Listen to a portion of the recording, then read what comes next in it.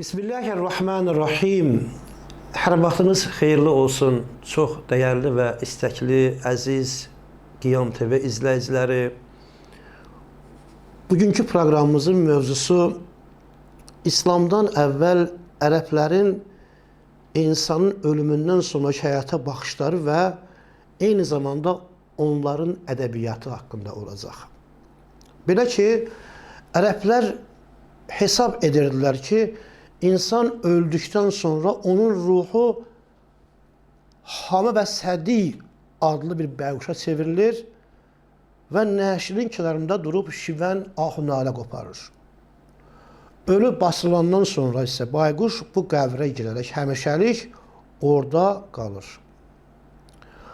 Arabır ölünün ailəsindən xəbər etmək üçün gedib onun evinə də neynir? Baş çəkir.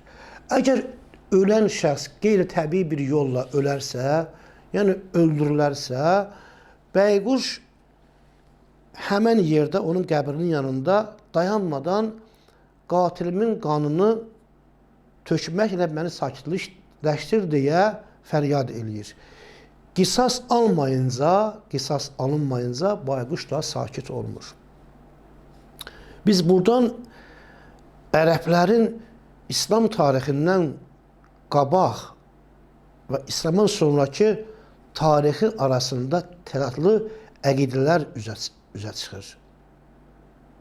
Biraz diqqət etsək, baxarıq ki, ərəblər İslamdan əvvəl hansı halda idilər və İslamdan sonra hansı səviyyəyə yetişdilər.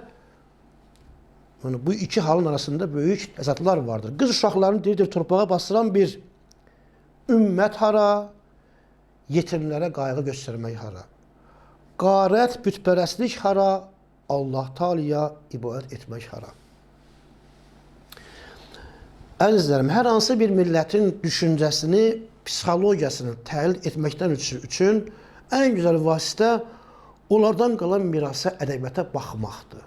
Yəni, biz diqqət etsək ki, ərəbin, Hicazın o dövrdə ədəbiyyata nəzr idi, inşallah bu barədə kifayət qədər məlumat əldə edə bilərik.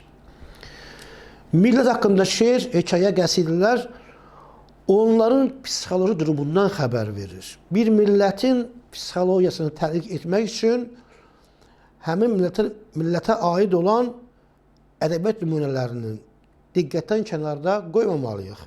Sevindirici hallardan biri də budur ki, müsəlman alimlər cahiliyyət dövründə ərəblərin ədəbiyyat nümunələrinin imkan daxilində nisbətən az da olsa qələmə ala bilmişlər. Şiə ədiblərindən olan və Hicri 213-cü ildə dünyasını dəyişən Əbu Təmmam Həbib İbni Oz cahiliyyət dövrünün bütün şeirlərini toplayaraq onları bu tərtiblə bölmələrə 10 dənə bölməyə ayırmışdır.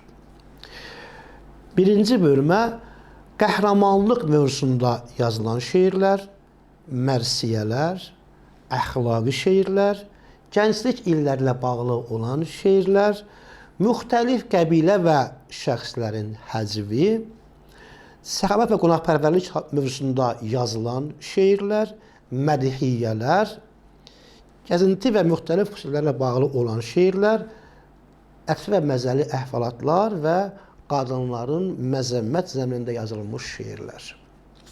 Bu şeirlərdə işlədilən söz və ifadələrin izahı ilə bağlı müsəlman alimlər tərəfindən bir çox şərhlər yazılmışdır bu kitabların haqqında. Esselamu aleykum və rəhmətullah və bərəkatuhu.